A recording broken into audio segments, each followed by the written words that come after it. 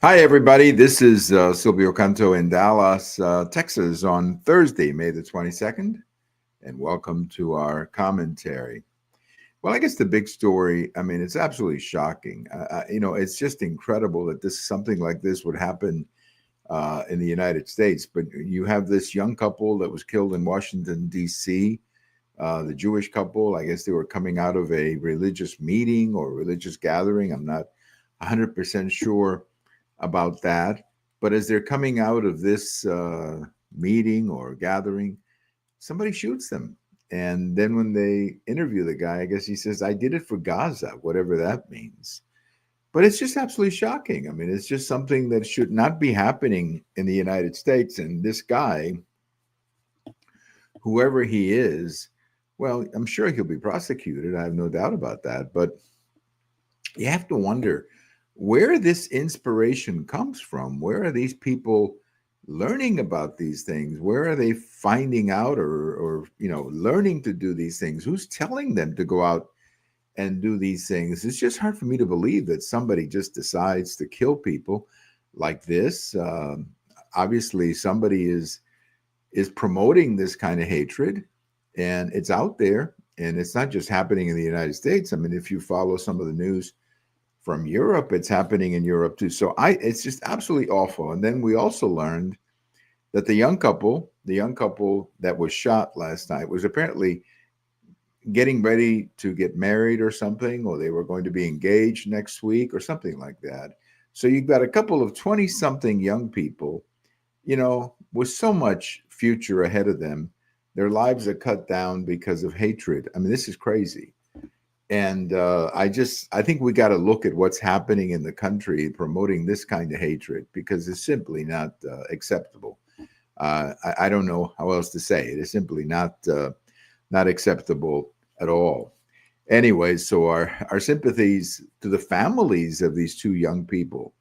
What a terrible way to hear about your family. I mean, just absolutely horrible. It really really upset me when I got the news. I guess this morning when I read it, and I read it on the iPhone when I was catching up with the news. I mean, just absolutely horrible.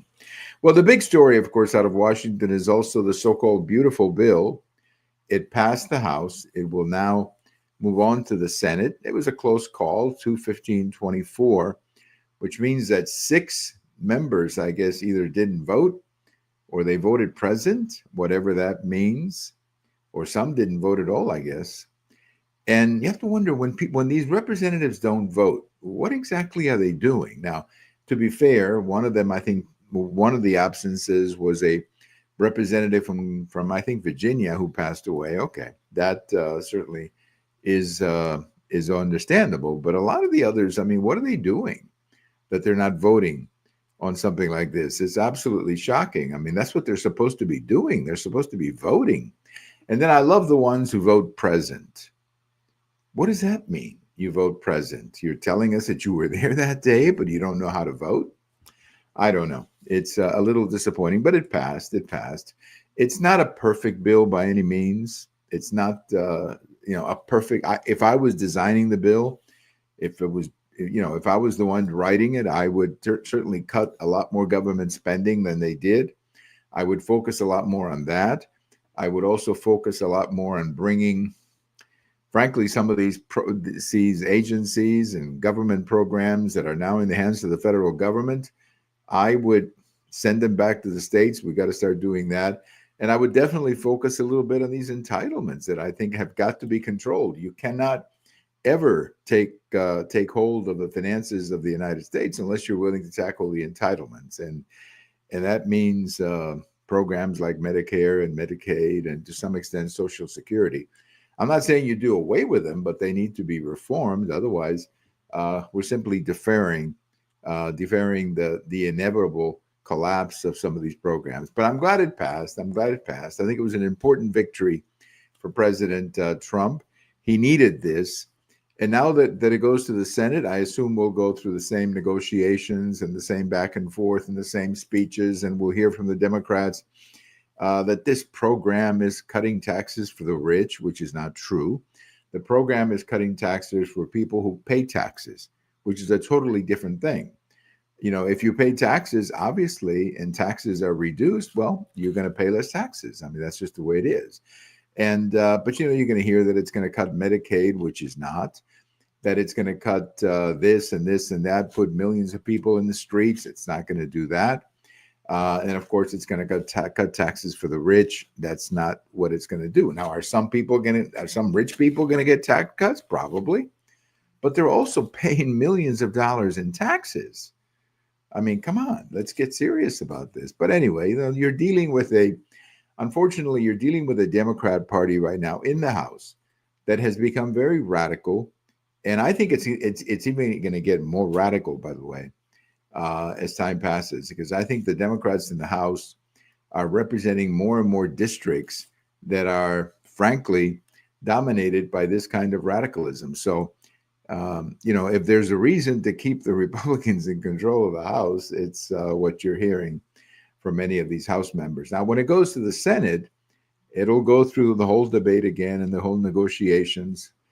And I have to tell you that I think that that's necessary. You got to have these debates. Hopefully in the Senate, they will cut back on some of the expenses, some of the federal programs. I'm certainly looking forward to that. I think they'll keep much of the of what the House passed. And I'm wondering, what are they going to do with the Department of Education? Because I thought that eliminating the Department of Education was part of this bill. At least I had understood that. Maybe I'm wrong, but we'll see. We'll see what happens with all of that. But congratulations to the Republicans in the House for coming together, a small number, but nevertheless coming together and just getting the necessary votes to make this happen. And now it goes to the Senate, where I'm pretty sure it'll happen there again. And maybe the president can sign it by July 4th or something like that. That certainly would be a momentous occasion. Well, let's talk a little bit about Secretary of State Marco Rubio, who every day just impresses me more and more. He was in front of the House and he was in front of the Senate, I guess, doing these routine presentations that they do, the cabinet the cabinet heads do from time to time. And he was over there, and I thought, if you have not seen some of these clips from the secretary, they were just absolutely stunning. Absolutely stunning. He has become really, really good at simply fighting back against some of the biggest garbage coming out of the Democrats in the House and the Senate. And I thought my favorite line was when the Secretary of Maryland, or the senator from Maryland, the one who went to El Salvador, Van Halen, whatever his name is, when he said to him, I regret voting for you right now. And Rubio said, well, if you regret voting for me, then I must be doing a pretty good job. And I thought that was the line of all of the presentations. There were others that were very interesting when they were challenging, for example, Rubio on some of the cuts to USAID. And he read through a list of things that they had cut. And I also thought it was fascinating when they were talking about the student visas. And Secretary Rubio said, look, if you're here and you're engaging in this kind of activity, you're going to get deported. And he said there will be more. And I'm so happy to hear that. So I thought it was a fantastic presentation, a fantastic day for Secretary Rubio. And of course, you cannot help but hear many. I saw these things posted on X, where you had people coming out saying, well, maybe 2028 is going to be between Rubio and Vance. I don't think that's going to happen unless there's something very drastic that happens, something that would be unexpected today. But I think the possibility that he becomes Vance's vice president is a very good one. In other words, a Vance Rubio ticket would be fantastic. I'll tell you something else. He ought to stay as Secretary of State. Maybe he should be Secretary of State for a term with a President Vance. I think that would be great for the country. He's doing a great job. I mean, he's doing a fantastic job. And what I love about him is what I have always loved about Secretary Rubio, before that, Senator Rubio, and that is he's got excellent communication skills. And at a time like this, that's very important. He's also very good at answering the question exactly the right way. He's very good at it. So congratulations to the secretary for an absolutely great performance before the House and before the Senate. A couple of things. I've got a post over at the American Thinker today talking about this whole thing with Jake Tapper of CNN and the book that he wrote. Look, Jay Tapper is saying two things. Number one, the media, or that the White House was lying to the media. And then he says, if I had known, if I had known, if I had known. Okay. Look, the reason that the White House was lying to the media is because they thought, the White House knew that most of the people in the media would buy whatever they were lying about. And the media simply turned around and said, okay, we're going to carry the bags for the White House on this issue. And Jake Tapper did a great job of that for the White House. If Jay Tapper had shown the slightest little curiosity, he would have challenged the media on some of the things they were saying, because the rest of us were seeing the president on TV. We knew that something was wrong, and apparently a lot of people in the media didn't want to see it. And that's what it comes down to. They didn't want to see it. And that, unfortunately, is the reason why so many of them look foolish right now, including Jake Tapper, who's out there presenting this book. By the way, he had an interview with Megyn Kelly. I would recommend that you check that out. It's on the internet. It's absolutely fantastic. I thought Megyn Kelly was just great, and her line of questioning, very direct and very precise, and just absolutely great. I've got a post coming out Friday morning about the autopen. The autopen has all of a sudden become the talk of Washington, D.C. And, who was running the autopen? Who was who was turning on the switch with the autopen? And how many times did the autopen sign something more than a happy birthday letter?